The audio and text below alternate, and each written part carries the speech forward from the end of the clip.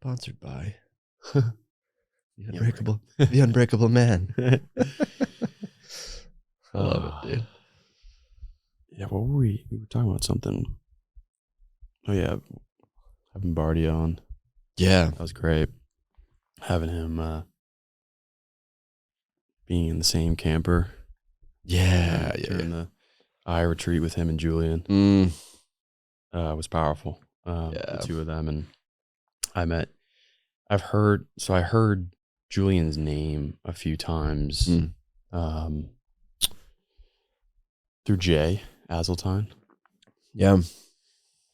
And yeah, Brandon, I met Brandon through like the social event, and at the social event, I stated I just did ayahuasca in March and planned on doing it in October, and it like clicked for him because he was doing the mentorship with Julian at that time.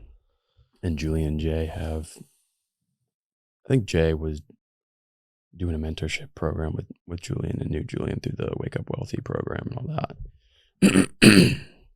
And and then I met Julian for the first time at that retreat, and it was powerful. I mean, he's powerful. He's a powerful motherfucker. Yeah.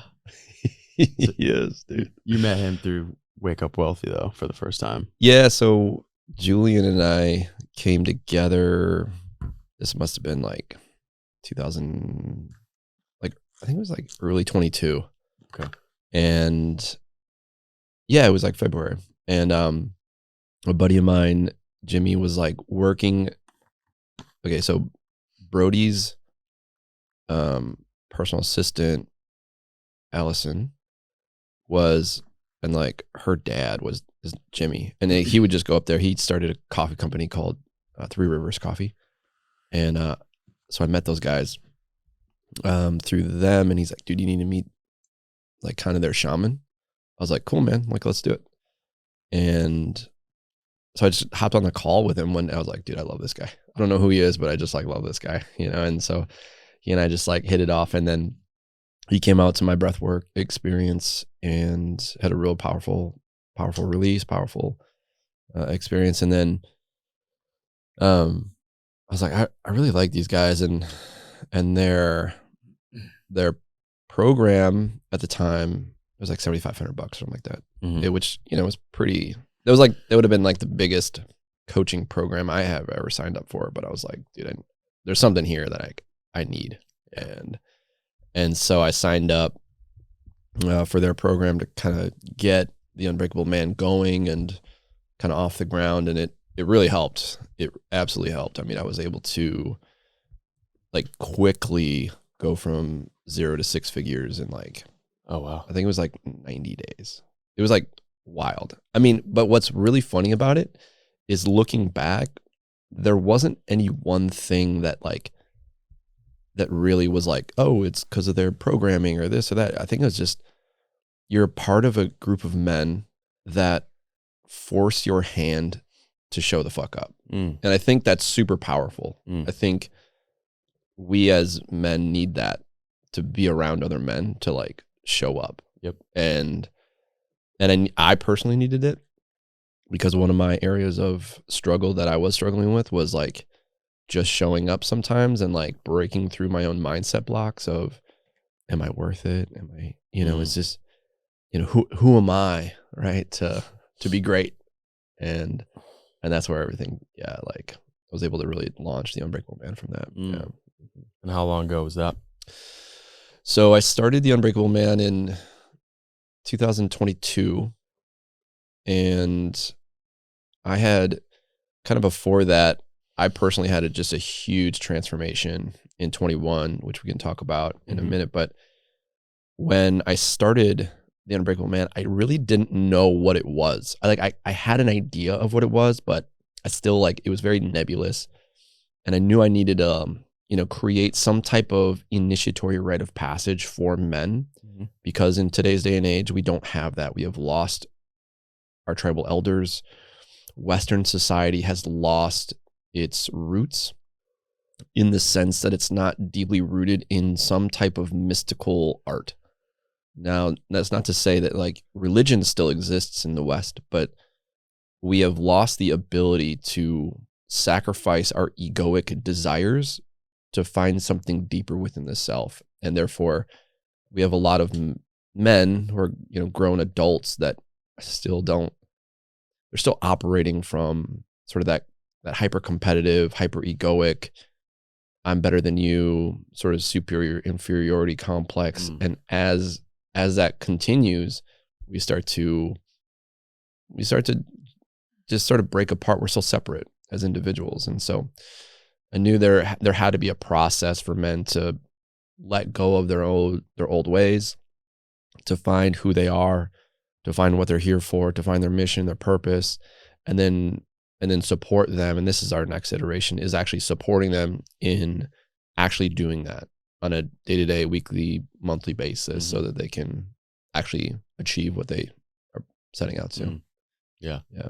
And so that's doing like a brotherhood program.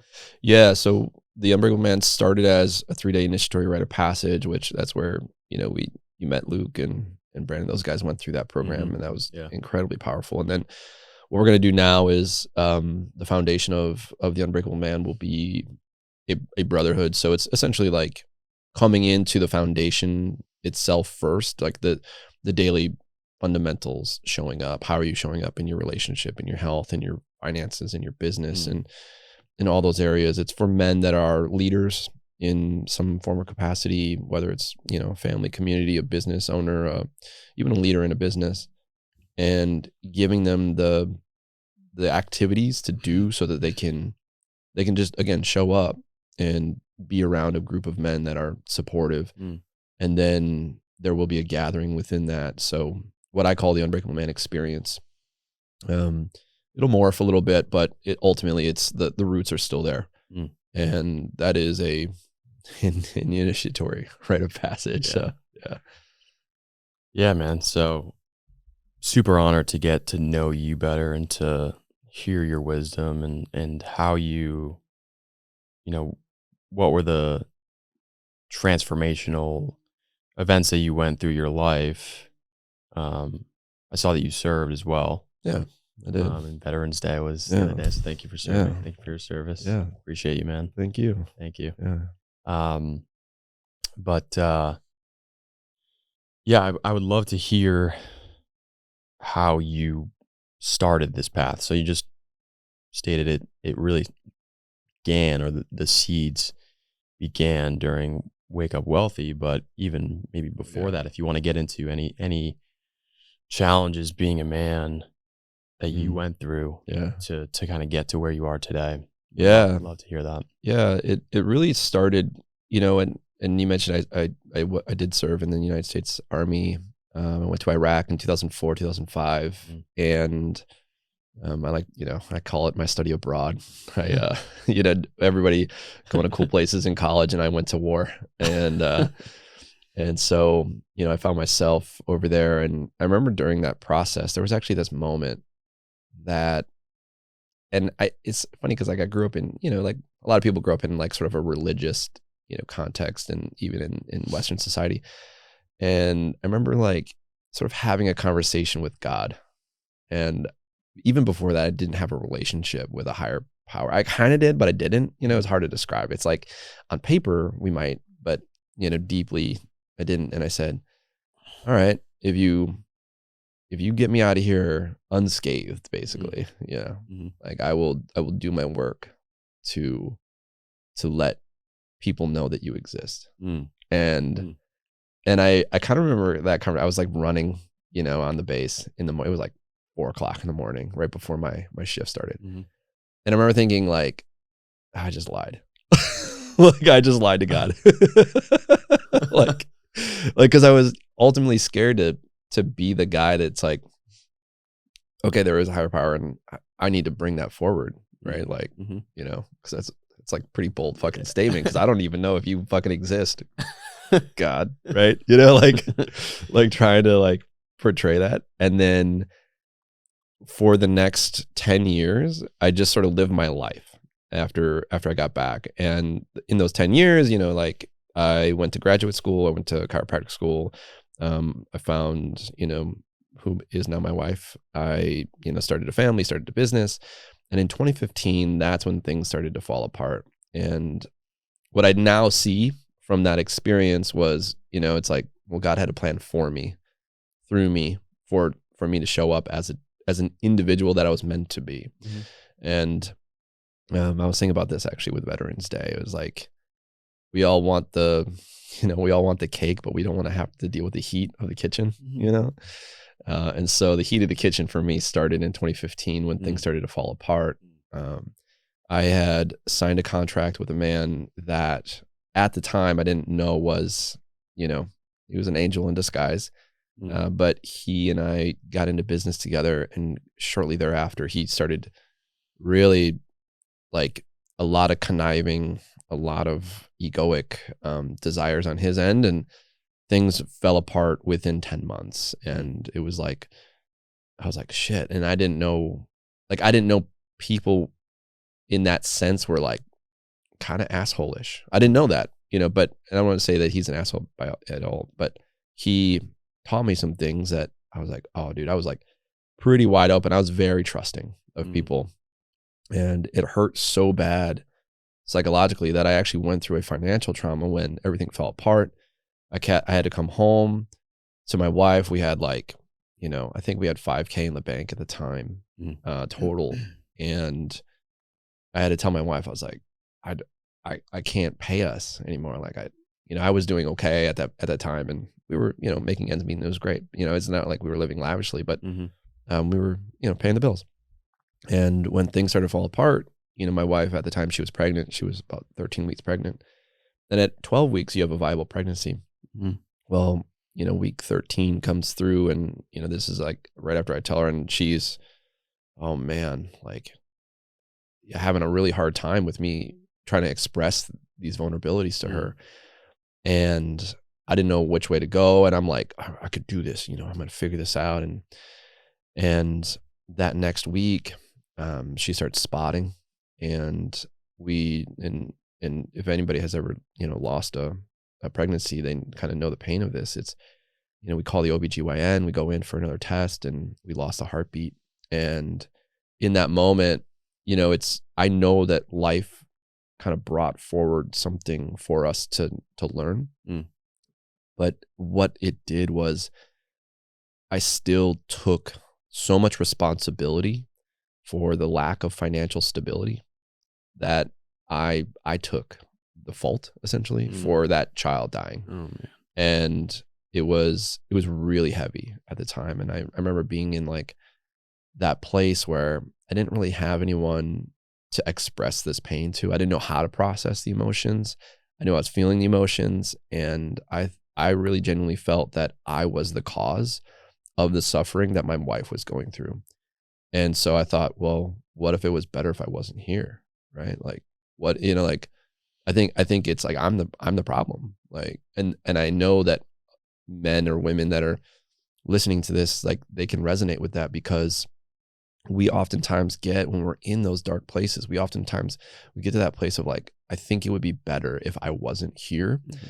And I remember that's when I really started to like connect with my intuition and my guides, and asking deeper questions like, all right, like I don't know if this is right. And I remember kind of having these visualizations of me like, committing suicide in certain ways, and all the pain that I had. And my daughter was 1.5 at the time.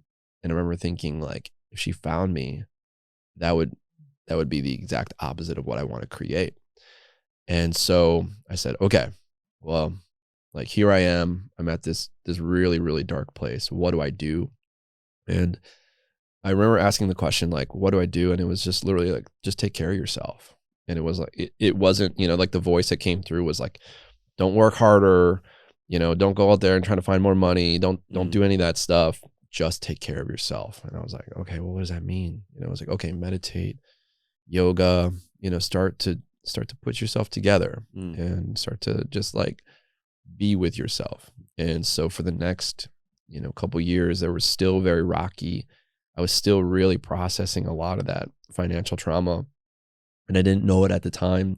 But really what I was really experiencing was a lot of shame of inadequacy as a man. And I think that is such a common thread among men, especially men who, number one, are leaders, who own businesses or are heads of families, that when we take on the responsibility of other people, what we're also taking on is the energies of other people. And I'm a very empathic person. I feel very deeply. And I knew that, you know, that moment, and in looking back, I should say, like, those moments were for me, you know, not against me. They were teaching me exactly who I needed to be. They were teaching me discernment. They were teaching me everything that I needed to experience so that I could show up as the man I now am. And so the thing that really brought me back was really kind of like two things. One was when I finally reached out to other men and I said, I need help, right? Because I was still using my wife as my psychotherapist. And if any man is listening to this, or even any woman, like, don't use your significant other as a psychotherapist, even though like we kind of do sometimes, even if like that person is a psychotherapist, you know, go find somebody else, you know, because like you got some shit that you want to talk about that person, you know, and it's like you got to find a way to offload the emotions. And a lot of men are, and that's the gift and the curse of masculinity, of being a man, is like we have this capacity to hold energy for others and really protect others' energy without even realizing it. That's like that innate protector in us. But what we don't have in the West is a process to shed, to release, to let go of that energy. And so, you know, as I was kind of coming through and putting myself together, I reached out to a group of men who I really resonated with. I found guys that I wanted to emulate, that were already successful in business. They were stable. And they had this bit of a warrior energy, because that's, you know, I'm a veteran and I wanted to be around other veterans. So a man named David Hall, he was special forces. He still is, technically, I guess. And a man named Ethan Schindler, who, you know, I love those guys to death. And we like made a pact. We were just like, all right, let's just call each other out. Let's confront each other. We shared challenges. We shared vulnerabilities. And you can kind of see that like each one of us had some skeletons in the closet that we needed to share. And we didn't do that before. But like when we got together, for whatever reason, it was like, okay, this is it. And then David offered up. He was experiencing a lot of healing through psilocybin, through mushrooms, and I had read the studies that, you know, from Johns Hopkins and MAPS, and I was like really interested. And I'm like, dude, I got a lot of, you know, I don't call it PTSD. I mean, what's funny, my experience in war wasn't quite as intense. I mean, it was intense, don't get me wrong, it was intense, but I didn't carry that home with me. It was the financial trauma that really like wrecked me. It was like feeling like the lack of providership and, you know, and these things, and that I wasn't honoring my family. I wasn't honoring the people around me. And so I sat in 7 grams of psilocybin. That is a hero's dose for my first experience. And it was absolutely transformative. Like everything just flipped. And a lot of that hurt, a lot of that pain went away. And then over the course of the next, you know, year, that was like 2018. Over the course of like 19 and like early 2020, I just started to experience other things that were like coming online. We'll call them energies. I had a spiritual awakening, you know, multiple, I should say, you know, like you don't just have one spiritual awakening, you're like layers, you know, it's like, oh my God, you know, like there's this, holy shit. And, and looking back, I'm like, oh, I see, like all of those parts of me that did not serve a higher purpose just had to be seen so that they could be released, so they could be shed. So all of the trauma, all of the angst, all the mindset blocks, all the, you know, the energies that no longer exist, or not so no longer exist, I should say, like no longer served a higher purpose, had to be released. And so at that point in 2021, that's when I sat in ayahuasca, and we had a retreat. A shaman came in, and I sat in ayahuasca on Thursday. Friday was a day off, and then Saturday was bufo, which is 5-MeO-DMT. Yeah. And it was very, very shamanic, very honoring. And in that ceremony too, which was incredibly, I'll call it wild, because it was, if anybody's ever experienced that, I saw that I basically like set this entire game up to get to that moment. It was so wild, like seeing yourself creating that experience before that experience existed, and then living that experience. It was like, what? Like I'm the director and the screenwriter and what? Like I'm the actor. What? It was so wild. And so when I did that, that weekend changed everything. And that's, honestly was kind of the genesis for how I now show up as the man I am. And that's not to say that like ayahuasca and 5-MeO-DMT is like the thing, but I think all of our leaders need to experience ayahuasca. They'll be connected back to the earth. And Graham Hancock was on Joe Rogan recently, like a couple weeks ago. And he said on the podcast, he was like, I think all political leaders or major world leaders should do ayahuasca 12 times. And Joe was like, 12, huh? And he was like, 12, because the progression of the amount of times that you do it opens your heart, opens your mind more and more and more. So if you only do it once, this is what he said, and it's different for everybody, right?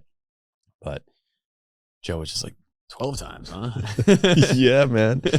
When I sat too in 21, you only did one. Sorry to interrupt. One ceremony. One ceremony, one evening, and here's the thing with, if anybody has not done ayahuasca, it's the vine of the earth. It's you are connected to the heartbeat of Mother Earth. And she's got some wisdom for you. Like she is sentient. She knows. Like she's got some deep truth for you. Yeah. And when she came through for me, and I asked her, because like I've heard this from other people. I would listen to other podcasts, and guys like Eric Godsey would talk about like, oh, I was given the information to come back, exactly 1 year later, and then get the next. And I asked her, I'm like, all right, like, when do you want me to come back? And she said, no, you get me one time this lifetime. That's it. You don't come back. Yeah, that fascinates me. Yeah. I was like, okay, yes, ma'am. Like, it was like one of those moments that I knew. It was like, and this is, ayahuasca will do this to you. It will put you on your knees and put your forehead to the ground. And it will just have its way with you if you get in the way. And that's what she wanted to show me. She wanted to show me absolute surrender, absolute that feeling of like, you just get out of the way. Like what you think is you is not you. You're part of it all. And you're living this experience through all of us. And so I said, okay, like you got it. Like I'll get out of the way. And so I've never come back. And I keep checking in with myself, like, is now a good time? It's like, no, it's not. But to be fair, everyone's experience is very different. I got exactly what I needed. I'm still integrating, and that was all, almost 3 years ago, or actually it was 3 years ago at this point. So, and the bufo experience, bufo. So like what I've heard, I've never done bufo. I've become friends with people that have presented the opportunity to do it. Yeah. I'm not entirely sure if or when I'll do it, but it seems that the progression of when you drink a cup of ayahuasca and then you smoke bufo, right? Bufo, yeah. Mm-hmm.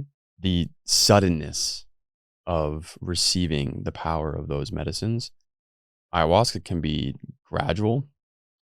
I mean, it depends, I guess, on the person and the specific experience. It's like 10 minutes for me. I was just like, yeah, I was like at a rave party. Yeah, the first cup that I did, first ceremony, and this seems to be the case with a lot of people,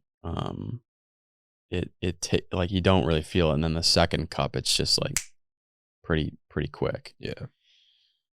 Bufo, it's like you take one huge hit, and I would love to hear your experience. I'm laughing because my experience was so fucking wild, dude. Okay, so Bufo, and again, I like to preface any type of psychedelic with, you absolutely need to check in with your own self. Know that you're in a safe setting, safe container, that it is guided.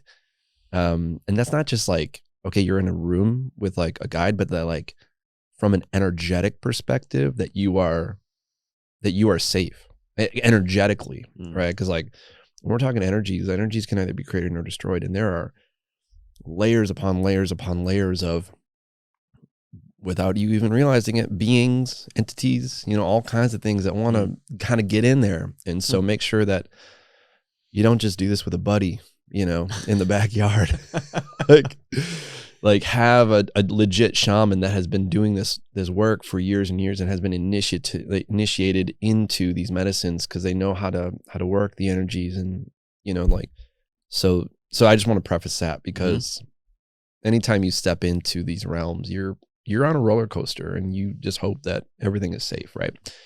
And I've heard some things. I've had to do some work on people that did not have healthy experiences, and then we had to help release some things on the back end. But so Bufo, it's 5-MeO DMT and bufotine, and it is essentially toad venom that from the Sonoran desert. They find this Bufo frog. The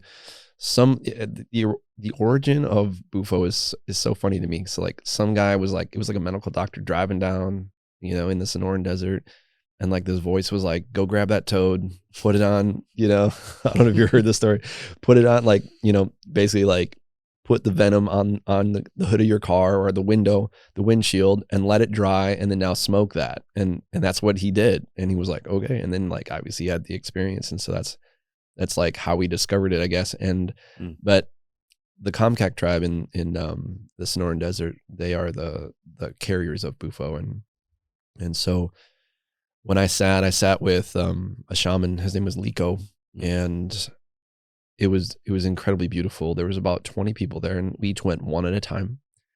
And he had he had kind of his altar, and he had everything set up, and he had a drum, and there was a couple people on the rattle, and big energy, right? So when you receive, you just like an instantaneous, like whoosh, you're in. And there's levels, there's levels of this medicine. And especially with this medicine, I want to also preface, like, there's like, just do it in a safe container. Don't do it by yourself. Don't smoke a DMT pen by yourself in your living room. Just don't. Just don't. Do it with a shaman, a guide.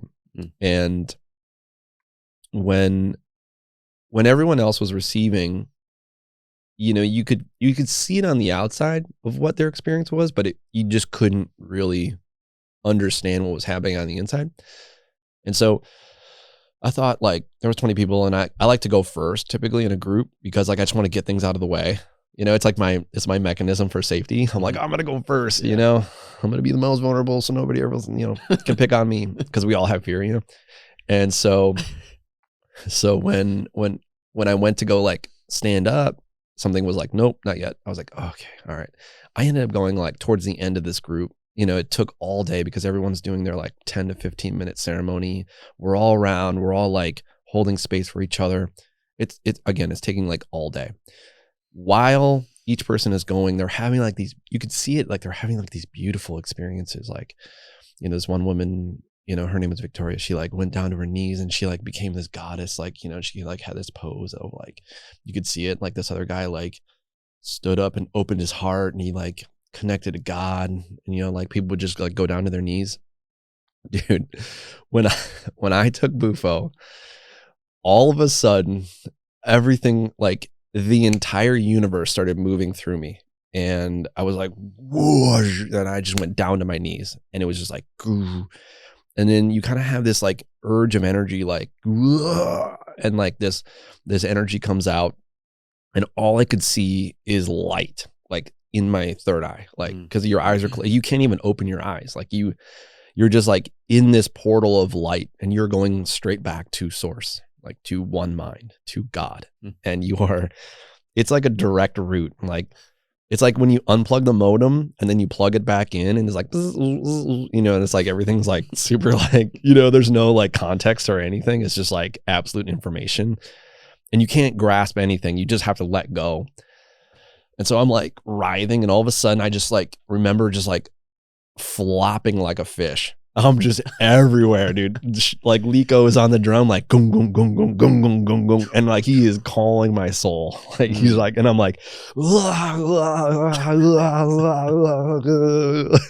dude, it was so wild. And I am everywhere, like flopping, just like I literally like woke up with like blood on my forehead because I was on the ground, and it was like I was flopping and not like near these rocks, and it was just like, and at one point I remember being on my back, and this is like kind of midway through, and all of a sudden I start fucking God. Like, this is, I swear to God, like this is so wild. I'm like, oh, like all this sexual energy, and like if you can imagine sexual energy but like multiply it by like infinity, right? Like I am fucking God, and I'm like, oh my God, like like, and mind you, everyone else's experience was so beautiful and soft, and I'm fucking God, and I'm like, dude, and then, this is the best part. And then God goes, pull your knees back. And I'm like, what? You like you want me to what? Like, and because I knew, I was like, oh fuck. You want me to, and God just like, pull your knees back. I'm like, oh, I surrender. And I pull my knees back, and the essence of God goes up my ass and through me, and I get fucked in the ass by God. And I am like, what is happening? I become the essence of fuck. I am just pure fuck energy, just absolute complete ecstasy moving through my body. I couldn't stop screaming. It was the fucking most hilarious experience, because in the moment I am absolute fuck, right? Like, you could think about the most amazing orgasm of your life, and I was all of that times infinity. It was all of it. And I was processing, and I was just like moving this energy, and I just like, I was neither the beginning nor the end of fuck. I was fuck. Like,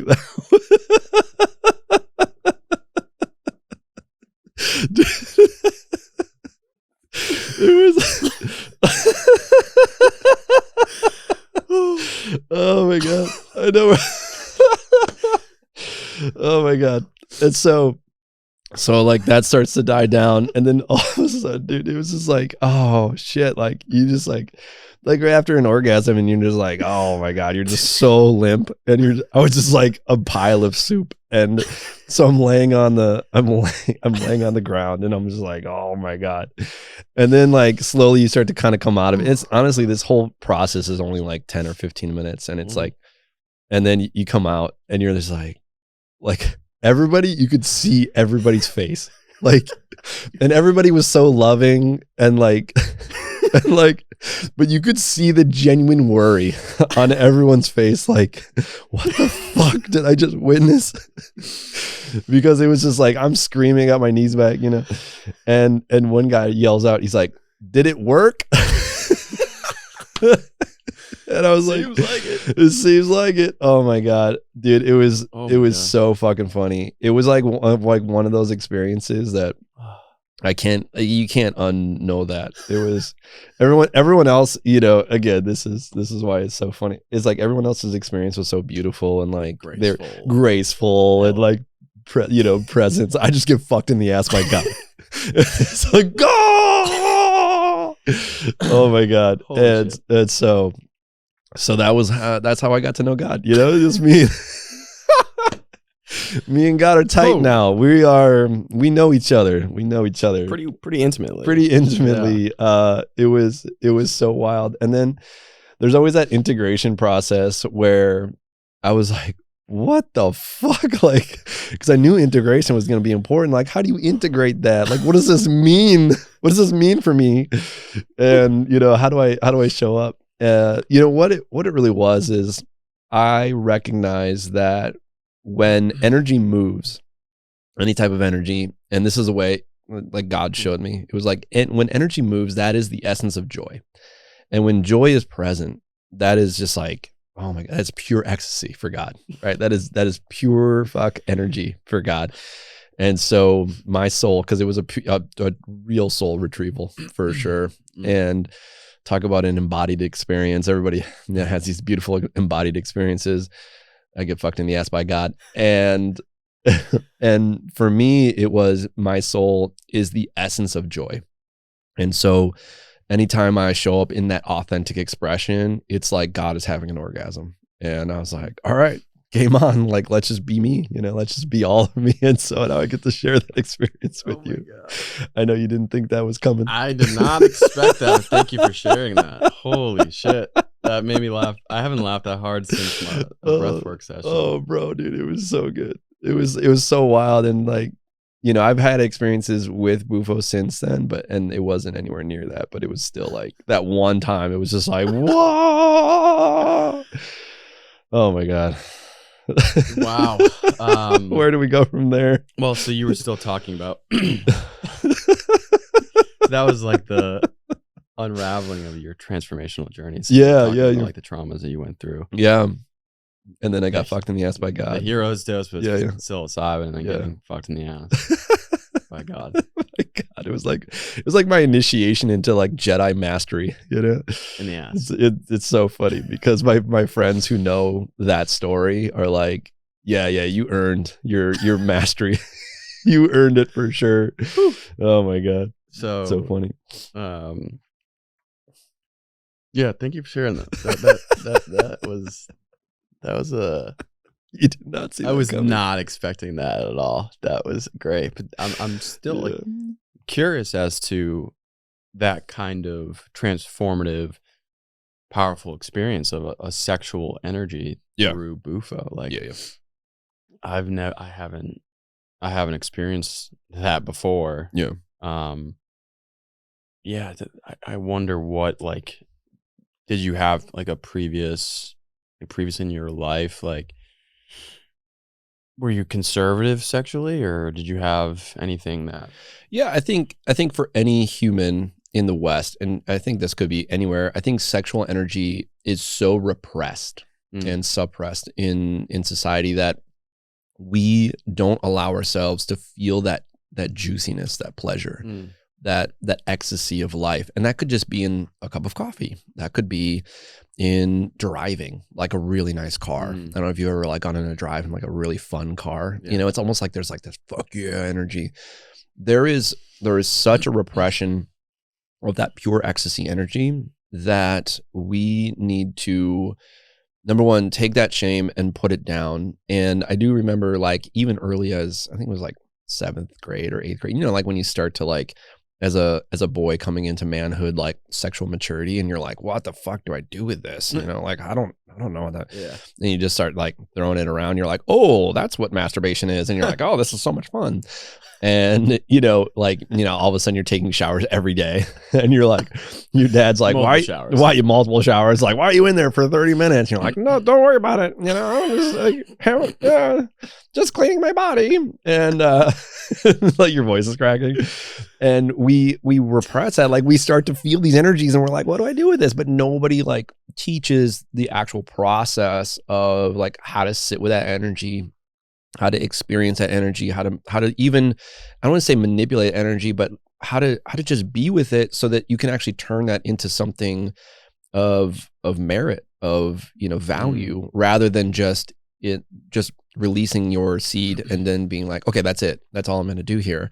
And then, you know, add on top of that, like porn was free, you know, growing up, it was like everywhere. And the internet was like this, like new this, thing. oh my God, this like new thing. And you're like, oh my God, this is amazing. Especially as a young man. And the sexual energy for me it wasn't necessarily one of shame, but I think I take that back. I think there was absolute shame there. I think all of us were feeling shame. I remember like walking into my roommate in college, just masturbating, and I'm like, oh, sorry, bro, like, and then he's all embarrassed, and I'm like, oh, like almost like I don't care, but like I kind of feel embarrassed for him because like he felt embarrassed, and and then you catch your other buddies doing shit, and you're like, oh, whatever, like just do your thing, man. It's like we're all doing it, but nobody's talking about it. And for me, I think because of the way it's like, and I just want to preface this, we all have a soul print, and that's like a thumbprint that is to be put onto this planet, that we all kind of carry this like unique vibration. And for me, because my energy is so mobile, is the best way to describe it. It's like movement. Like I just want to move all the time. I just like, my teachers thought I was ADD, but I'm like, I can't sit in that chair, because like I just need to move. And so, you get yelled at all the time. And so for me, sexual energy is just a part of that. And so when that experience was coming online, again, I was in full surrender for that experience. And I was like, all right, I go to my knees and, put my forehead on the earth kind of thing, and, full surrender. And, of course I had that amazing experience. And what I learned from it in my integration was that I am my soul essence, my thumbprint is the essence of joy. And that joy is moved when energy is moved, like is experienced rather when energy is moved. And so part of my gift on this planet is to help people move energy. And when I say move energy, I mean like if you have a mindset block that you can't, be sexual, or you can't have the money you want, or you can't have the relationship you want, or you can't pursue the career you want, I help you move that energy. So it's no longer stuck.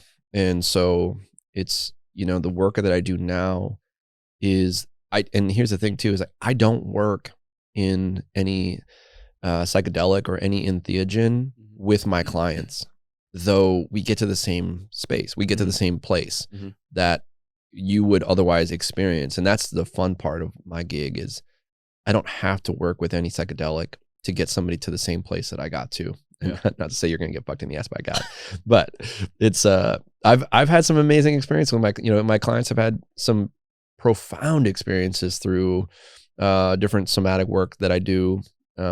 We do all kinds of incredible things, and the one that I tell everybody about is the breath work. There's other modalities that I do that I don't tell people about, so that I don't want to like kind of give them what's kind of in the program, because if you knew ahead of time, sometimes it like you kind of have this preconceived notion of like, oh, that's what I'm going to get out, and you kind of come in with like a little bit of anticipation. And I always like to keep people, it's not keep them guessing, but because the ego wants to know, but the soul wants to let go. Wow. Okay. So there's a lot of threads that I want to pull on. Because you started with your journey towards self-transformation, and the question that I asked was how it started to get to the Unbreakable Man. And one question I have for you, just to go like rewind a little bit, you said like not to be you don't want your spouse or your partner to be your psychotherapist. And so I'm curious how you balance that, because there is this dynamic of showing that vulnerability, right? With your partner. And I've heard certain techniques of adopting like a shame list. So you both get out like this list of shame that's on your mind, and that you hold and you express that with each other. And it just provides this deeper sense of connection, because you just spilled out all this vulnerability and you still love each other, even, despite those flaws or those maybe not as pretty aspects of your life. But at the same time, you don't want to be overbearing with like, okay, I have to tell you everything emotionally. So I wonder how do you balance that dance of still being vulnerable, still having a deeper connection with your spouse or your partner, but also knowing when to kind of take a step back and maybe relay those feelings or those things on your mind to other people. In partnership, there's a difference between holding space and looking for answers. And I think that's the That's like kind of the difference for me, where you go to a therapist and you say they do hold space, but they also give you insights and give you answers and like help you gain some context for your human experience. In partnership, vulnerability is like the foundation. Like we have to have vulnerability in order to create intimacy and connection. I mean, I've heard this before and it's kind of being thrown around. It's like intimacy is into me, I see, where we are showing up vulnerably and we're experiencing the deep tenderness of the other individual. And we're holding space for that. And all of what we consider bads and goods, we are there. And what I was doing for many years was I was looking to my wife for approval by being vulnerable and like sharing my vulnerabilities, but I was still looking for some sense of approval seeking that, do you appreciate me? Are you going to leave me? If I share myself, then it's like it was almost like a defense mechanism that you can't leave me, even though I was still afraid that she would leave me for my inadequacies, which was like the sense of providership. And what I had come to realize was, especially for men, it is important to be vulnerable, like absolutely be emotionally available. Like if you want to have like a good relationship, be emotionally available. If you don't, then just don't worry about emotions and things like that, right? It's totally up to you. Is when I started to actually offload a lot of my energy and a lot of my emotions in a group, in a safe container with other men who could hold space for me. And holding space, if I'm sure your audience knows what that is, but if people don't know what that is, it's literally just being there as a compassionate witness. And compassion is neither getting involved in that person and not pushing them away, but being there in true witness ship, to see them. I think I just made up a word, witnesship. I like it. Yeah, totally. It's happening. And to be there in as a compassionate witness, to see all of them, the good and the bad, and not get involved, but not push away either. And that's what I had to learn, both as a provider, but also as a receiver in my own healing journey, because the most healing experience, and this is why, like, you don't need to do 7 grams of psilocybin, right? Or bufo, or get fucked in the ass by God.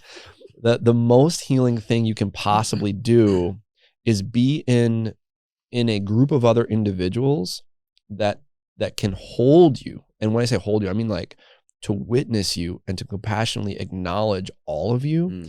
That creates a sense of belonging and that you are truly accepted by the collective. Because socially speaking, we are absolutely like I require you and you require me. And we could talk about everybody on the planet. Like it is necessary for all people to support each other. And such that we can recognize and offer and honor that, then the whole world can rise to another level of vibration. It's when we create this separation, this separate thinking, this competitiveness, this feeling of like, I'm going to just go towards my pleasures and like kind of fuck you, or like, everybody involved that's in my way, like kind of rumble through them. Like that's when we create isolation. That's when we get into that dark night. It's when we actually create cooperation and true compassion, and to be courageous enough to do that. That's when things genuinely, that's like the most healing thing you can possibly do, is be in a container. I know you recently went through a container similar to that, where it's like you're held by other individuals, and not just physically, right? Like I was like, it's like energetically held by their wholeness, and they're like, I will not fail you. Yeah. And that's incredibly healing. Oh, it's yeah. I mean, I'll double down on that for sure. And I had a conversation with Brandon last night about this, receiving affirmation. We were talking about love languages and receiving affirmation. And I was talking about the balance of receiving compliments from friends and being seen and receiving that. But at the same time, I've also been aware of, like, through the podcast, like for instance, Joe Rogan talks about how he doesn't look at the comments regardless if it's negative or positive, because if it's positive, it kind of inflates his ego. This is what he says. if it's negative, it just doesn't feel good, right? It's just this kind of negative energy that is just towards him. And so being able to receive like raw, genuine affirmation from your whoever, your spouse, partners, it is powerful, man. I mean, I spoke to this, I think it was with my buddy Billy, and I was at a fire pit and I released, I expressed this, experience of asking for someone that was abusive to me, for them to heal. And I let out some, like a cry, and I expressed all this, gave them the context, and there was like 4 or 5 men around the fire pit, and Julian came over and like just kind of did his thing as healing, like, just healing and moving energy through me. And just the words that, those men said, Brandon, Billy, Julian, all these other men, they were like, I see you and I honor you. That was very courageous. And that was very, like, they had a sense of respect. And then I had a sense of respect for them for seeing me and holding compassion and being able to, it just felt real, like sometimes you'll tell people like certain things and they're like, oh yeah, that's, good for you. But it doesn't feel like they're actually seeing you, it might be surface level, or they're just kind of like, I don't know, just saying certain things, but maybe it's not felt. And so that is very powerful. I think, I see that kind of dance of like making sure that I'm able to receive and I don't push that away, because some people can do that. And I think that's like maybe a defense mechanism in multiple different facets of, maybe they don't want to inflate their ego and they want to stay humble. Yeah. Or also they've had trauma around receiving in certain ways. So thank you for sharing how you kind of balance that ability to be vulnerable with your partner, and at the same time being aware of how to, I don't know if efficient is the word, but appropriately knowing when to, like, okay, I need a tribe of men to, or a somatic breath work or certain things to be able to kind of get that energy to flow out. Yeah. Another thread, the macro dose of psilocybin. I would love if you feel called to share what specifically in that experience allowed you to, because it seems like that was the first, or maybe correct me if I'm wrong, that was like the big transformational moment for you to be able to heal in certain regards. So it was the first experience in psychedelics that I had ever, had. And in that, I was going in with a lot of pain around providership, inadequacy, feeling like I wasn't worthy, right? Like just a lot of the, just classic money stuff, right? Mm-hmm. Like, but now I see it like, oh, money is just like fucking energy, right? It's just like comes and goes, right?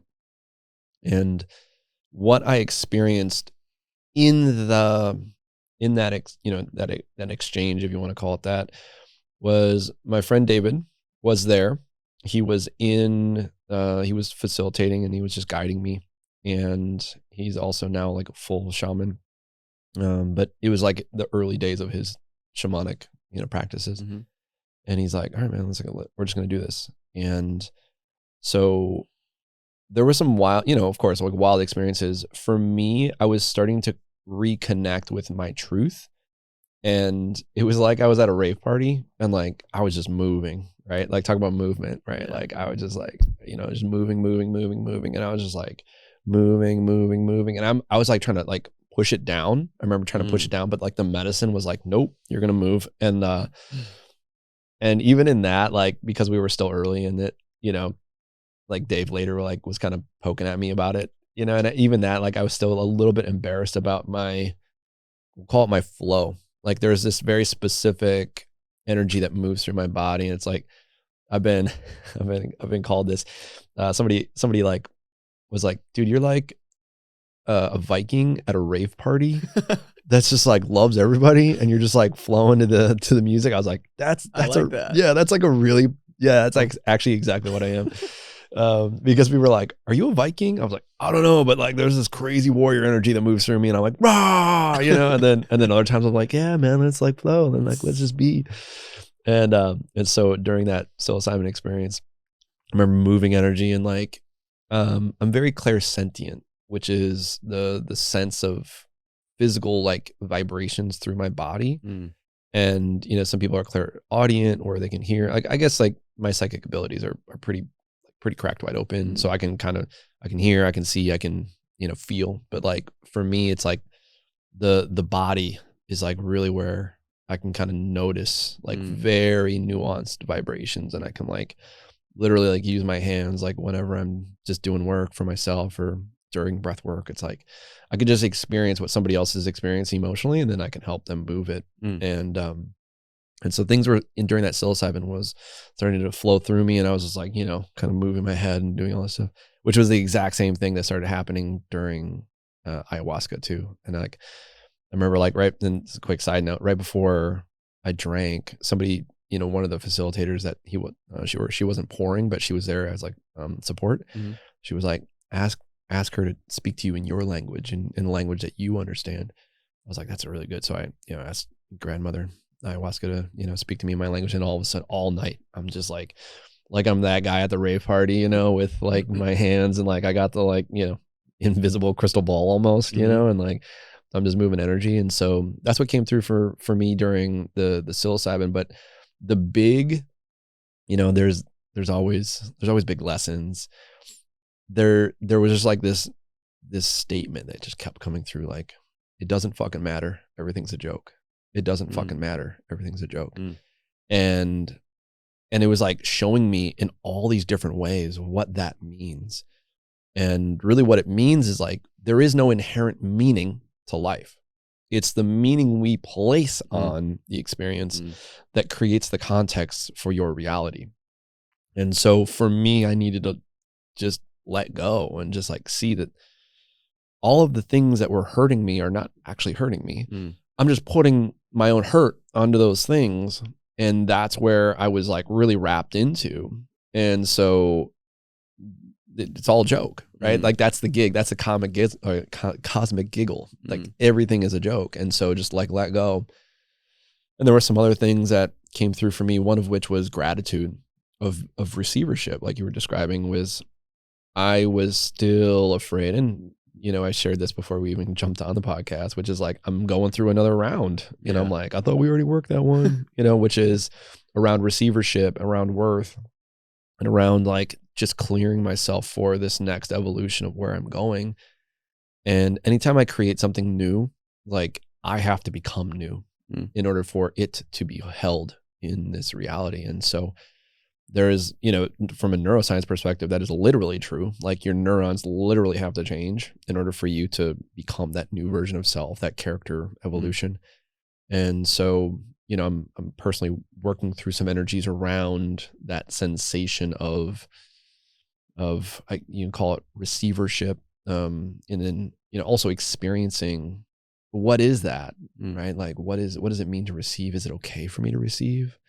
Because receiving was always met with guilt and shame in my family, because my parents were middle class, but just like most middle class families, it's like things can be tight at times. And anytime I would ask for money for like school or for just going to do what I wanted to do, it was always met with guilt. It was always met with like, what do you want that for? Or like, oh, I bet you want nice things, and it's like, but can I have nice things? And you start to like play that in your mind. And so I remember being, these are little moments in life that from my parents' perspective, they weren't looking to traumatize me, but things happen. But like, being called selfish as a kid, when you're 7 or 8 and you don't get what you want for, the holiday season. And, you're like, I remember my mom, bought me an off-brand. This is back in the day when Magic the Gathering was a thing, yeah, man. Like all my friends were into it in like 7th grade or 8th grade. And she bought me this off-brand because they were cheaper than the actual Magic the Gathering cards. And she wanted to give me a present, but what she didn't realize, and I already knew that they were like, you know, tight. Like if she even just bought me one card, it would have been like awesome, you know, like, but what the problem was is like the off-brand it wasn't compatible with the game. Right. And so it's like you buy a Nintendo game for like Sega Genesis console, you know, it's like, I can't do any of this. And I remember being just really upset, but I was also upset because my mom spent her money on this thing. And like, it was like a big thing for me. I was like trying to process. And then I remember my dad just coming down on me for like being selfish. And I was like, fuck. Like, so for me, I just had to process a lot of that, which again, it's part of my life journey, is understanding giving and receiving and being in the flow of that energy and allowing for that energy to continue. And such that I get in the way, I stop the flow of that energy, which goes against my personal soul vibration. And that's where my personal suffering comes in. And so I've learned to give and receive and give and receive and give and receive and just like get out of the way of that. Yeah. Yeah. So it's you probably need an acute sense of awareness, like self-awareness, to recognize when you need to be able to play with that. Somatic breath work has been super helpful for me to, I don't know why that came up, but I know you're going to be doing one. And I did one with Luke and Brandon. They were facilitating it. And was this after ayahuasca for you? Right before. Okay. It was right before. Yeah. So I was in multiple containers right before. I was in combo Saturday. Okay. Breathwork Sunday. Yeah. And then Monday went to the retreat. Tuesday first night ayahuasca. Wednesday ayahuasca. Thursday I think we did the Sweat Lodge, and then Friday night we did another ayahuasca ceremony. Incredible. A lot of containers. That's a lot. A lot of containers. That's a lot of movement of energy. Yeah. And I do feel called to do breath work again. I also feel like I need to move a lot. Like I'm a pretty, I can also sense, I don't, like when you said you're clairsentient, is that the word? Yeah. Yeah. I do feel like I'm an empath. I have the ability to recognize people. Like I feel deeply. I can sense people's emotions and their energy pretty quickly, which I think provides me the ability to do this podcast in a compassionate way and a skillful way, because I can read the guests very well, you know. But sometimes I mean, most of my life I didn't know how to kind of, if I was receiving that energy and maybe it was dense and it was a lot, it was hard for me to, or I didn't know how to kind of shake that off, man. And so somatic breath work has been introduced to me this year, and the emotions that have flowed out, man. I mean, crying, Viking, and at Brandon and Luke's, I mean, it was like Brandon came over. I knew it was him. I could sense it was him when he put his hand on, I think, my chest or something. And I was just like, but it wasn't like super rage. It was just like letting go of just something. Right. And then after that, and I was sweating too. It was crazy how much I was sweating. And then after that, it was just like immense amount of laughter, just like so much laughter. And Luke was like laughing too. Yeah. And Luke was just like, he told me later, he was like, I wasn't sure. Like we were trying to progress into the next stage of the breathwork session. You couldn't stop laughing. At one point, we were like, all right, buddy, calm down. But yeah, I'm still trying to,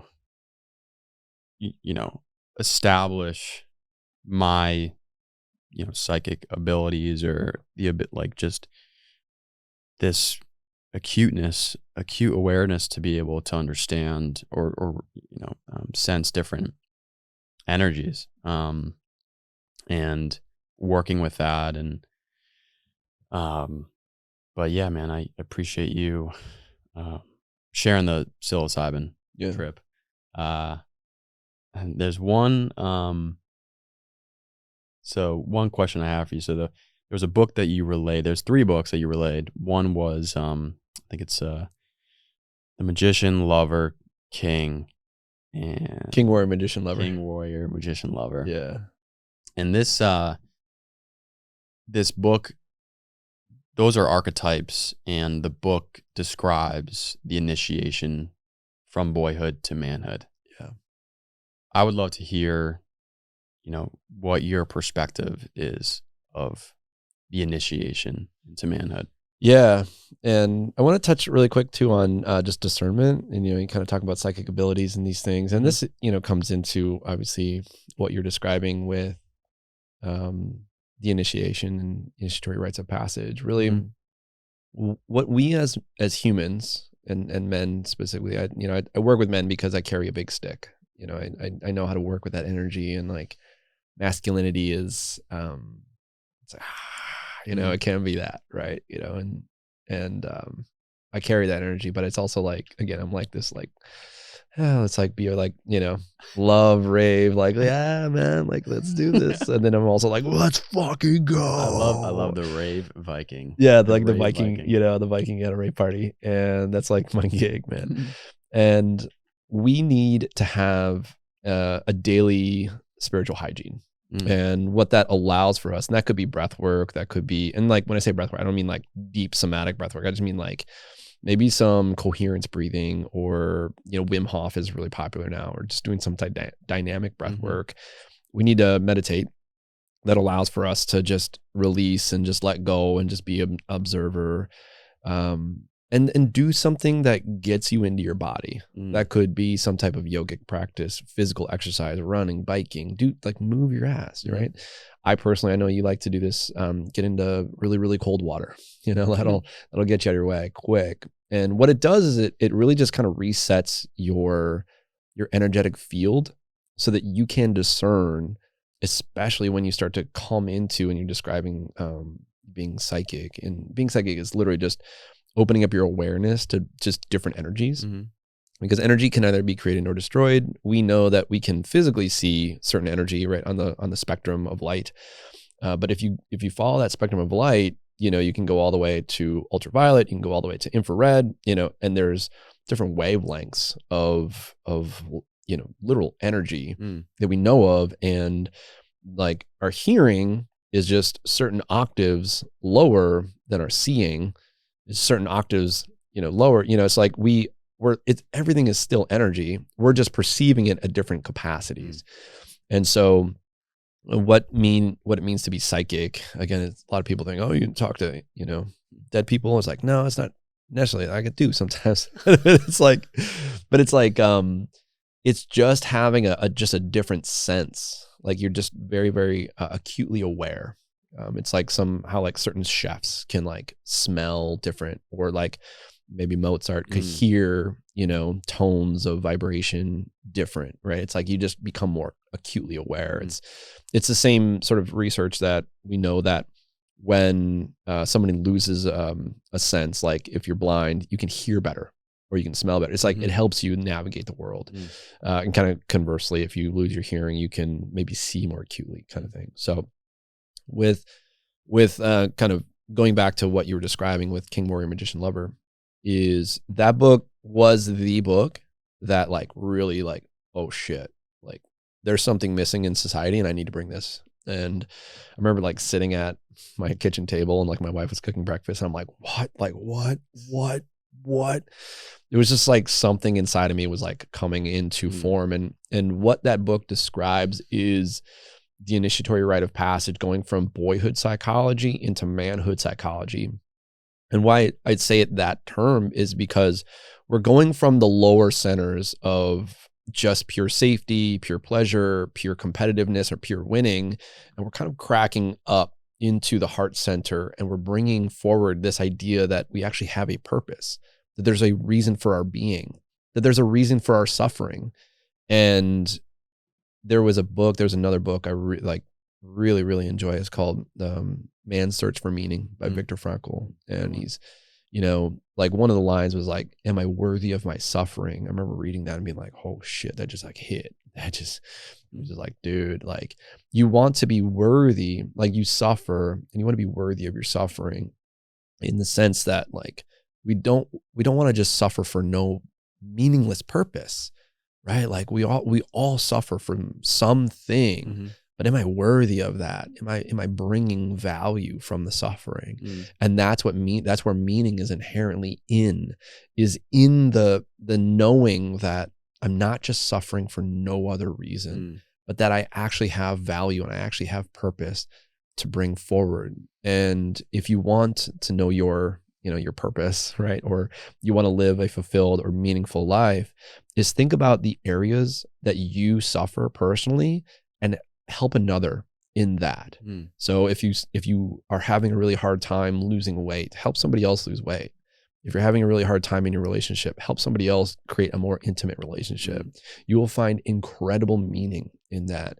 And for me, I needed to help men, grow up, because I needed help there. I needed to grow up, and it was such a hard thing for me to go through. And I needed to know that I was worthy and that I had purpose. And so when I read that book, it sparked something within me that like, we have a bunch of boys running around in society, grown ass boys. And you could see it. I mean, you could just see it even in the presidents, the last few presidents, that they're just like, you could just tell that they're not taking responsibility, that they're not strong, steadfast leaders, that they're not connected to some greater purpose, that they're very much egoically looking for their own personal gain. And we can feel that shit, and we know it. And we know what is a good leader and what is a not good leader. Inherently, it's felt. And so what we need to be able to do is have a process and bring this back into society for boys. When I say boys, I don't mean just like, teenagers, right? I mean like, the 27-year-old boy, right? That's still smoking and joking and looking to just like, and I don't want to single out Andrew Tate here, but he's like kind of the king of the boys. He's like, the ringleader. He's like, Rufio from Hook. You remember that movie back in the day where he was like the Lost Boys? Anyway, people that have watched that movie is so good. It's like Rufio. Yeah. Anyway, he's calling for a lot of that boyhood. Now I will say, like, I see him, that individual, I see him starting his process of sitting with his emotions a little bit. I saw a recent video with him and David Sutcliffe, which again, a little bit of a side note, but stepping into manhood psychology is the process of going within, not going without, but going within and sitting with all of your shame, all of your fear, all of your guilt, all of your grief, and actually doing the work to reckon with that. And when you do that, what you are doing is you're honoring all of the parts of you that you deem unsightly. This is shadow work, is the best way to describe it. You are going into the darkness of your own soul, and you're like, all right, dude, I'm going to sit with this. Like maybe the part of you that stole $5 from your mom's purse when you were a kid, or the kid, like the part of you that beat the other kid up on the playground, or, did something really nasty to somebody, or maybe the harm that you experienced. And, true masculinity, right? This is true warriorship, is doing the work, healing yourself for someone else who is unable to heal.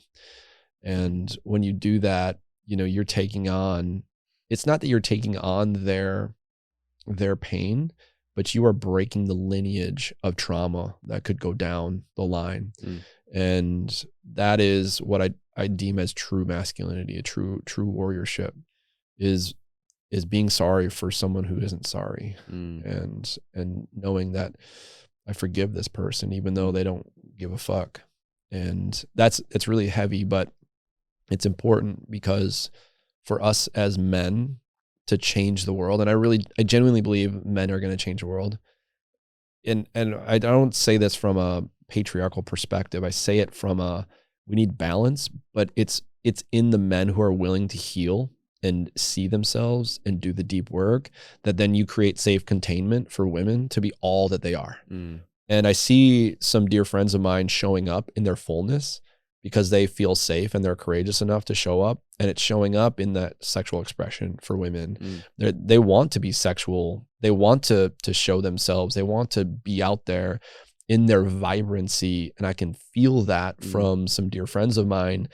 But we as men need to do our work to be able to hold that vibration that can and create that safe container for them to be all of themselves. And it's very interesting to see how society as a whole is kind of doing this. We still don't have strong masculine figures in society. I'm actually, I mean, if there is one that I'm actually excited about from a leadership perspective, it is Kennedy, Robert Kennedy, who's running for office. He's like the first politician that's like stepping up that I actually would vote for. Yeah. Right. Like, Same. The last 16, 20 years of my life where I've been voting, it's always defense.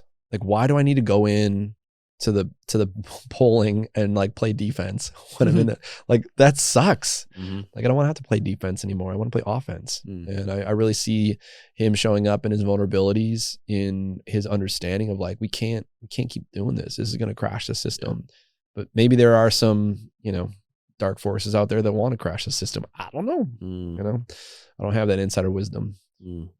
Yeah. And I think that's a great way to segue into this acronym SAFE. Yeah. If you want to get into that, I think it was see, acknowledge. Yeah. The SAFE formula is an acronym that came to me one day that I needed a way in order to clearly help people understand how to process emotions and emotional blocks. And life will always tell you where you're not free. It will, absolutely. And it's like, you mentioned Joe Rogan not wanting to read the comments. I'm actually the exact opposite. I want to get in there. I think David Goggins, he'll read the negative comments. Yeah. And he'll start using it as fuel. And I'm like, it's like kind of tricky though too. Like, it's super tricky. It's like big wave surfing is the best way to describe it. I'll be honest. It's absolute big wave surfing. Like, you need to be out there with like, people around you, and like, it's really funny. When I had a personal post that I put out, and it went, it's like, my first viral post. And I remember seeing like, you get thousands of comments, and you're like, usually it's just like the 30 people in your circle that are like, or love, whatever it is. And like, whatever. This one just went kind of bonkers, but it was about the idea that men feel isolated. They don't feel connected. And a lot of people, it just really resonated with a lot of people. And one of the people was like, kind of like, I can't believe you're taking advantage of men in their depressed state or something like that. Or like, kind of like, cause I'm a coach. Right. And I was just like, that one got me. And I was like, I don't know why, again, it's around receivership and these things, but it was like kind of where I wasn't free. And life will always present itself to you where you are not free. And in that lack of freedom, you're triggered. And the trigger can come in a couple of ways. And the most like tricky one is rumination. So I call it the 3 R's. So it's rage, right? That's typically number one. We know what rage feels like. Number 2 is running. Running is like, I'm just, peace out. I'm just going to, I don't want to see that. I'm going to leave. That's running. And then number 3 is rumination. And rumination is really tricky because that's where we get in our head. We try to find a solution. We try to find a mental solution to an emotional problem. And we can never find a mental solution to an emotional problem. We always have to go within. We always have to do the work. And so the SAFE formula allows us to do that emotional work. And the acronym stands for C, which is also witnessing. Witnessing, what am I experiencing right now? What is the statement I just said to myself? What is the feeling I'm having, right? So like seeing is like witnessing, like bringing awareness to. The A stands for acknowledgement. And when I say acknowledgement, it's compassionate acceptance. It's not just accepting like, oh, I accept this. It's like, no. Like, can I compassionately accept this? That like, I feel like a shitbag, or man, like my wife cheated on me and, maybe like I wasn't the greatest lover or I wasn't showing up. Can I accept and accept all of her? Can I accept all of me? Mm. And the F stands for feeling, right? Like softening, softening, softening. Can we surrender into the feeling, even though we want to feel like we want to vomit, right? I don't know if you've been in containers where you literally vomit, right? Where it's like, oh, fuck, this hard. Oh, blah. You know, and the feeling is the hardest part, because for men, I don't know where this came. No, I kind of have an idea. Men don't want to share their emotions because, as a protective mechanism for not just themselves, but for everyone else around them, if they show emotion, then the world around them won't feel safe. So it's like this innate thing within men that we want to create safe containment. So therefore we carry all this energy. That's our gift. But the curses are the fact that we're never told, hey, it's time to let that shit go.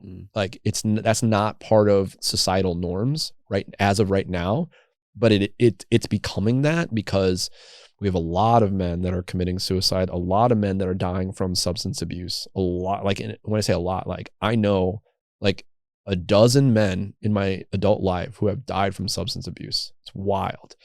We have a lot of men that are not living to their fullest potential, and they're just living in this quiet desperation, and they're lying to themselves, and they're justifying their existence of, oh, well, you know, maybe women just aren't as sexual as they, you know, like their wives, like they're just not having the amount of sex they want with them, or they're not making the amount of money they want. And they're just sort of justifying that, like, oh, you know, maybe I just don't have this or don't have that. He's like, we're not worthy of it.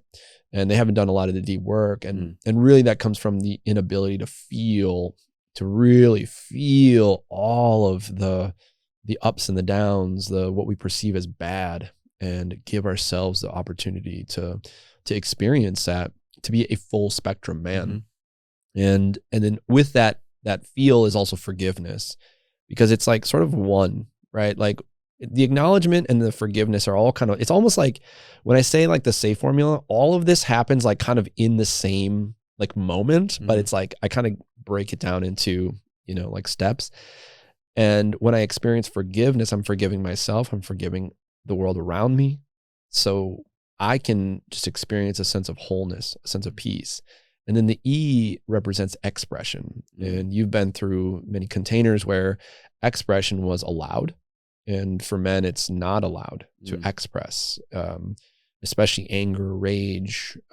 You know, heaven forbid we rage on somebody and then we are deemed as, you know, it's like we're like the pit bull that needs to wear the muzzle now. It's like, no, I don't want that. I want men to be in a safe container where they can rage. And that's honestly one of the reasons I work with men, because I understand what that sensation is like. And so the expression can come out in the form of laughter, as you experience. It can come out in the form of sadness, tears, crying, rage. It can come out in the form of shaking, or just like vibrations, like, you know, like they're moving. And I've seen it all. And this doesn't have to be, by the way, in like a safe container. This can be literally while you're walking.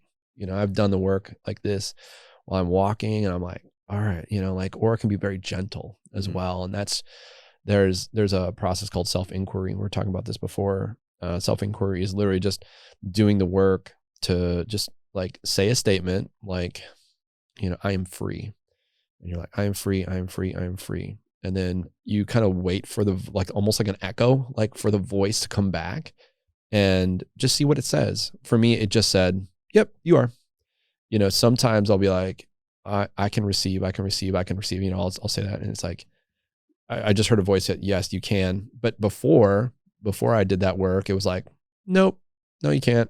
And I'm like, oh, okay. Like, so it's like this inherent part of me, this, we'll call it an archetype or whatever that is inside of me. And it's like, it needs to be acknowledged. It needs to be seen, because the goal that I have of business success requires that I see all of me to raise my character. So the reason why having goals is so important is so that we can literally raise our character. We can become a different human so that we can hold the vibration of our greatness on this planet. And so that's what the SAFE formula is. And it's just it's a protocol that I came up with that just helps people process their emotions. And and just let that shit go, you know? Yeah, and it's simple too. I like and the fact that it spells out the word safe. Yeah. That's great. Yeah. It's, It kind of just came to me one day, and I was thinking like, because emotional safety is what we're all looking for, and I needed to like figure out a way in order to express that, and that's what it is. And so, you know, I'll probably write a book called The Safe Formula. You know, I'll be like Simon Sinek. You know, have my TED Talk on it. We'll see. Yeah. One thing that I wanted to address, this is something that I actually had a conversation about this with my buddy the other day, and I'm sure it's pretty common amongst many men, and that's people pleasing. Yeah. People pleasing. Yeah. And so for me, where that people pleasing comes from is and this is going to be just a flow of consciousness here, but yeah, I think it comes from a multitude of things, from my family, from abusive states or phases in my life at a young age that gave this sense of insecurity. And so I had this emotional insecurity for a good portion of my life. And in order to not face that anxiety or this feeling of a lack of confidence, or and also being like an empath, right? So like you feel the emotions of others. You brought up that friend that you ran into that was masturbating, right? And you're like, oh, it's cool, man. But then all of a sudden you feel shame because they felt shame. Yeah. So like, I struggle with that. I'm getting better. I can feel, I can feel, I've made a lot of progress with my character from an emotional standpoint, energetic, mental.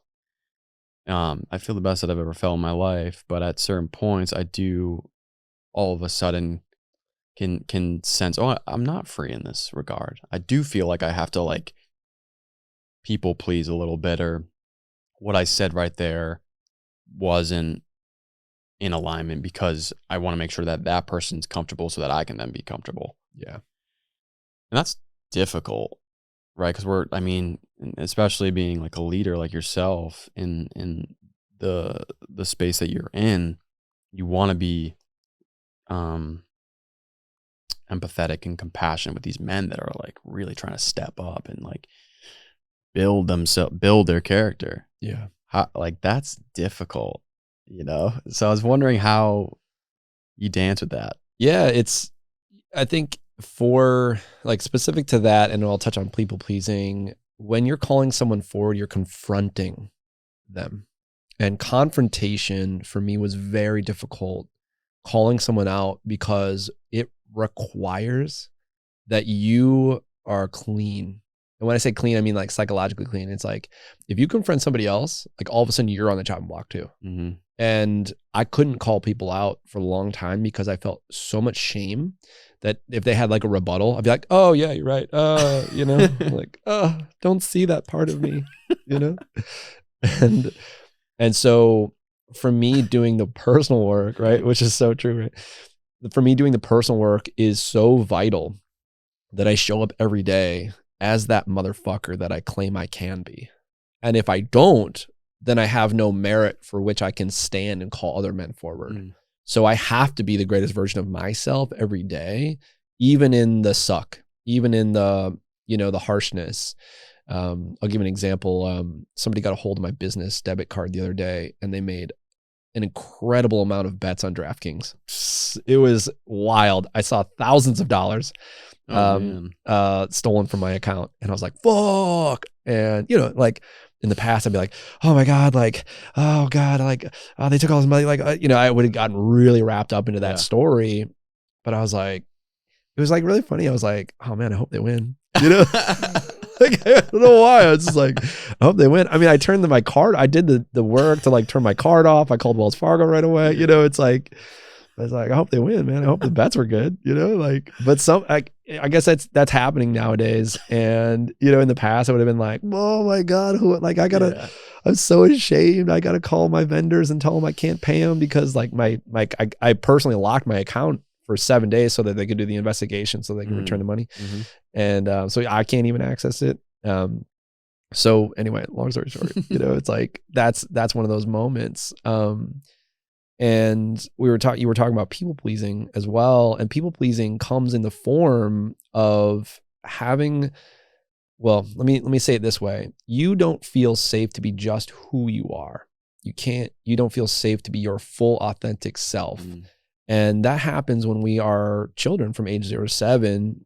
Something happens for us in a moment. We don't even realize it. Could be completely like unconscious, because even from age 0 to 3, 0 to 4, really, we're in this like kind of delta perspective. Delta wave is like when we're sleeping, and we're very programmable. And so we kind of like look at the world around us, and how our mother reacting? How is our father reacting in this situation? Like, what's safe for me here?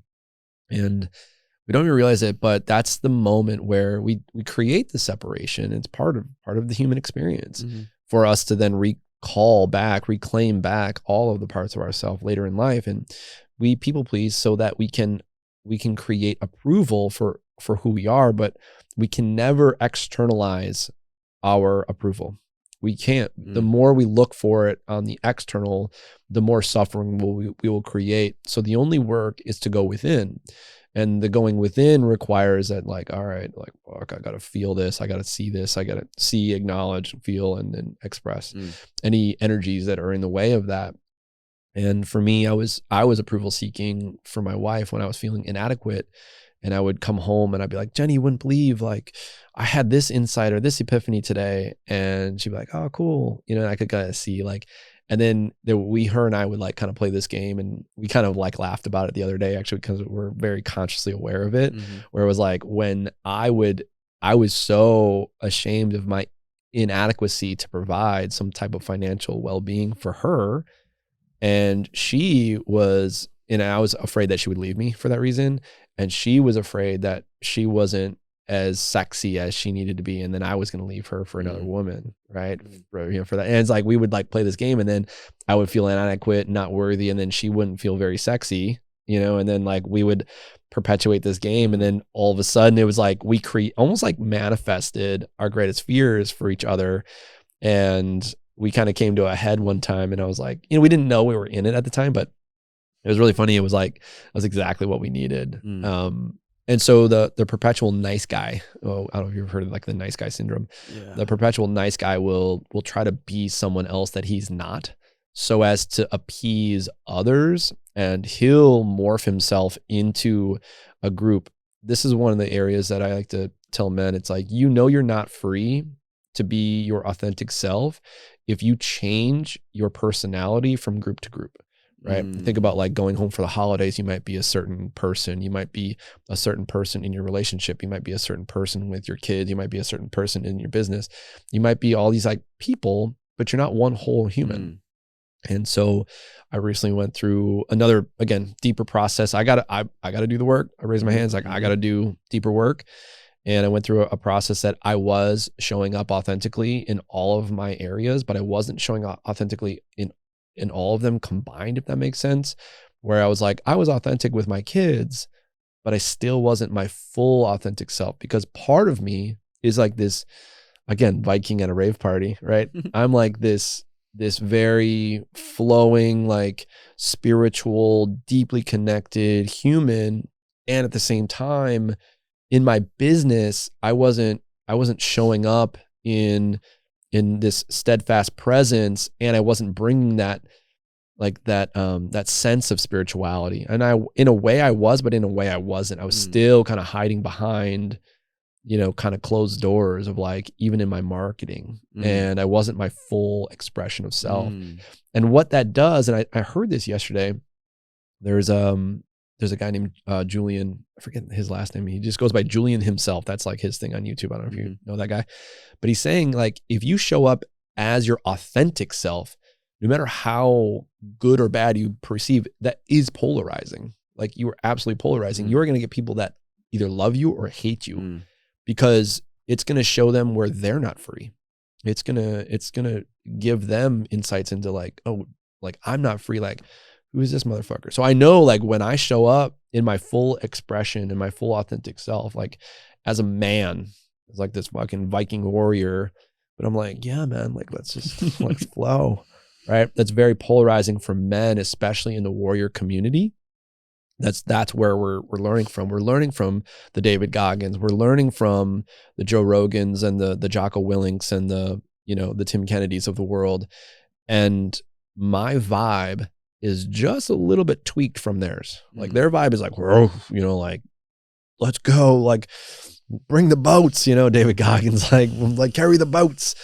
And my vibe's like, yeah, man, like let's just love, bro. That's just like, but it's also like so fucking warrior and so courageous that I'm willing to sit with and feel anything I need. And so it's like kind of this nuance between like kind of I don't want to use the word more effeminate masculinity, but there is that where it's helping guys like tap into their connection to earth and their connection to the emotions, which is important. And it's like kind of this juxtaposition between the other guys where like hyper stoicism, don't feel feelings, like work harder, you can do better, right? Like almost like this shame, ridden, like be more of a man. I think Cameron Haynes has what is the sign on the back? Like he does his podcast and it's like, whatever, keep working hard or some. Keep sending it or something like, I don't know what you're talking about. I forgot what it was. It was like, I don't know, work harder. It's like, I don't know. Yeah. But but then like those guys that work their ass off, I was thinking about Alex Hormozy recently because he came out with this thing with, if you want to make more money, stop doing your morning routine.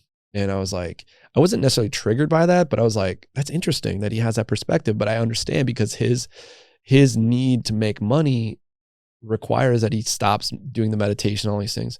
But then those guys that make the money, that they're going to call me and they're going to be like, I'm fucking miserable. I'm lost. I don't have any purpose. Like what, like where do I achieved all this success, but I have no soul. And that's what I like to, like, I love working with millionaires that have achieved success and they don't know where the fuck to go. And that's where, that's who I work with. And everybody in between, I should say.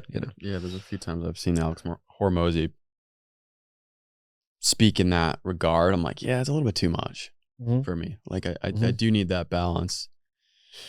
Yeah, it's important. I mean, just to touch on that really quick, is you have to take command of your mind, body, and soul. We're talking about spiritual hygiene. If you don't, then the world around you, especially being an empath, the world around you will dictate how you need to think, feel, and act. And that's the exact opposite of what I'm trying to create, right? Like I want our men in the Unbreakable Man to be the commander of their life. And what that means is that you are in command of your clarity. You know exactly who you are, where you're going. You are courageous enough. You are disciplined enough to move towards that, to be the warrior of your own reality, and to know like I'm in command of my thoughts, feelings, and actions. I know how to process my emotions. I'm triggered here. Okay, what do I need to do with this? Like instead of trying to be hyper stoic, which I did hear that stoicism, like I think stoicism had some good stuff. Pardon me, but it was missing the component of actually experiencing the emotion. And I kind of have heard some people that are teaching stoicism that are like, no, that's what it was trying to teach. But I think it's already like the modern Stoics have already grasped that. And they've already like kind of jumped on this idea that like stoicism is like, I don't want to see that. Like, I'm just going to push that away. Yeah. Yeah. Listen, man, I have to pee so bad. I do too. So I think we can conclude to just speak to where people can find you and maybe just relay Unbreakable Man and whatever lasting, impactful message you'd like to portray. Yeah, I want to tell any man and even any woman that's listening, especially if you love a man, that there are resources out there for men to experience the reality and not carry the suffering. You don't have to hold the load for everybody. You don't have to carry the fucking load. Like you can put that shit down, man. And a lot of men don't have the availability to do that. And that's what I'm trying to teach in society is like, you can do that. Now, of course, like the whole initiation thing and all that stuff, like, yeah, like we need that. But just know that like you don't need to carry the load for yourself or for everybody else around you. Mm-hmm. And it's actually much more beneficial. You'll actually be the man you want to be when you let that shit go, because you'll realize like your bucket is empty now. You can fill it with whatever you want. It doesn't have to have all the sludge and all the past, and you know, your brother beating you up, or you know, your mom coming down and your dad hating on you or whatever. You can let that shit go, and you don't have to carry the emotions of anxiety or depression or shame or guilt, or like, instead of like feeling like that's just part of your reality, you can choose if you want to feel shame, right? Like I chose that one day and I was like, oh, that's what shame is. Oh, okay, I see that. And so for any man listening, you don't have to carry that anymore. And the Unbreakable Man is there as a brotherhood to help you not just achieve your goals, because I really love goal setting. Like I really think it's so important. It's part of the consciousness and like the collective. Like we have to have a North Star, because if we don't, then like there's a lot of neuroscience behind dopamine and serotonin and endorphins. Like if we're not moving towards something, that's where we get depressed. And that's why having goals is so important. But then like, what's the experience along the way? You know, can we support each other rather than be like, work harder? Sometimes you need to. Sometimes you need somebody in your ass like, let's fucking go. Yeah, it was shut up, work harder. Yeah, shut up, work harder. Yeah, shut up, work harder, right? You know, sometimes you need like Cameron Haynes like being like, shut up, work harder. But sometimes you need like, yeah, man, I feel you. Like I feel you. So there is a balance. That's my, I guess, special gift, if you want to call it that, where I bring that to the table. And I want every man to live the life of his dreams. I really genuinely do. Because I think if that man is living the true life of his dreams, everyone else around him is going to live the life of their dreams. And that's how we change the world. You know, that's where like I saw Bedros Keuilian, he did a simple, Instagram post, and he had bought a drink at a hotel bar, and then he left like $1,000 tip. It was like a, $8 drink, and he left $1,008. Wow. And he's like, and it was just like, make a lot of money and give it away. And I was just like, that's baller right there.